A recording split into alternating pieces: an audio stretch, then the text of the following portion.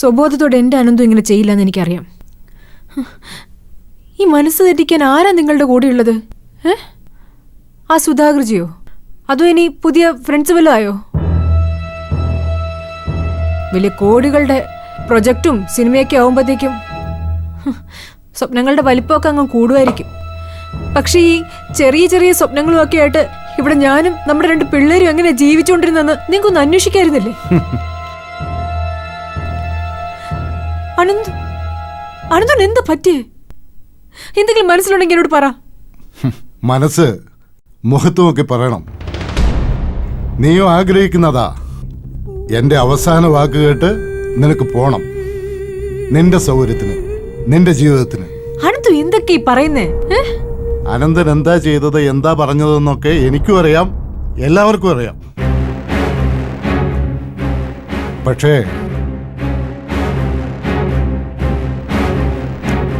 നീ എന്താണെന്നും നിന്റെ മനസ്സിലെന്താണെന്നും നീ ആരാണെന്നും എനിക്കിപ്പോഴും മനസ്സിലായിട്ടില്ല.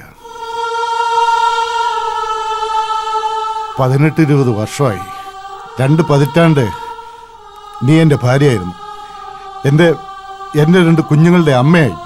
പക്ഷേ ഇപ്പോഴും നിന്നെ മനസ്സിലാക്കാതെ പോയൊരു മണ്ടനാ ഞാൻ, അന്നും ഇന്നും. അനന്തു, ആരെങ്കിലും എന്തെങ്കിലും ചെവിയിലോതി തന്നത് കേട്ടിട്ട് എൻ്റെ അടുത്ത് ഇങ്ങനെ സംസാരിക്കുന്ന കഷ്ടമാണേ.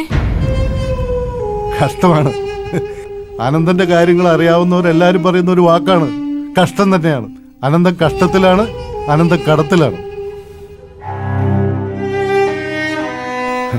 കടമയൊക്കെ മറന്ന് നിന്റെ കൂടെ പോന്നു.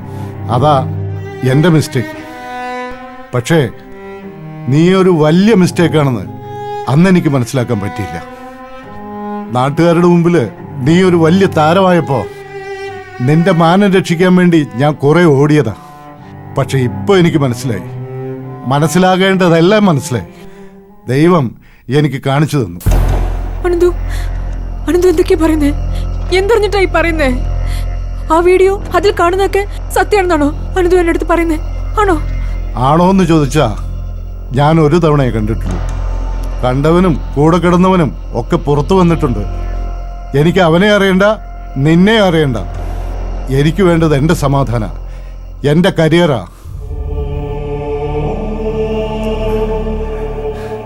നീ വഴിപിഴച്ചു പോയപ്പോ എന്നെ വഴി തിരിച്ചുവിടാൻ ദൈവം ഉണ്ടായിരുന്നു.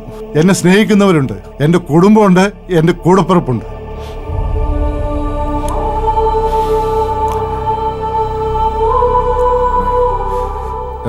നീ ഉണ്ടാക്കിയ പാപം ചുവന്ന് എന്റെ മക്കള് വളരണ്ട, അതിനുള്ള വഴി ഞാൻ നോക്കും.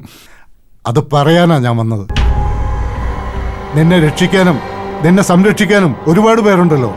പക്ഷെ എന്റെ മക്കൾക്ക് ഞാൻ മാത്രം മതി, ഞാൻ മാത്രം.